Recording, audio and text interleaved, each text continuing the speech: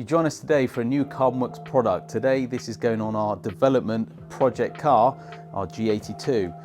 So, not a bad looking engine bay, particularly with some of the other little additions we've already got going on here, but it can look better. There's a nice, great big carbon brace on the previous gen M3s and M4s, so we want to add a little bit of style to it. So if my glamorous assistant passes to my right hand side, the latest addition.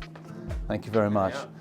This is a carbon fibre, much like the other parts, 2x2 twill, pre-preg autoclave part. So it's extremely robust. It will deal with the heat, which a lot of parts that aren't made in that way won't. And this is replacing this cooling shroud. There's a few different versions on the market. This one is a one-to-one replica, so you have all the same clips, all the same holes in exactly the same place.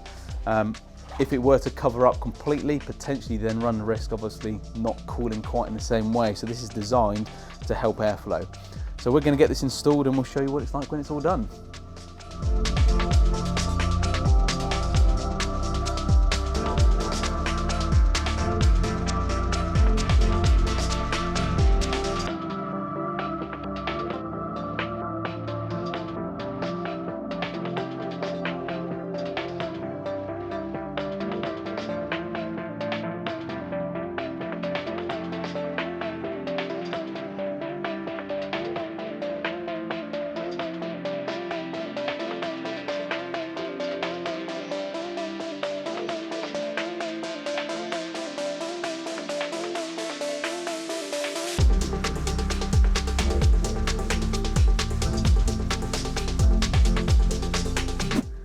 So the slam panel, or the cooling shroud, is now on. I think we can all agree this looks amazing. It's a big difference.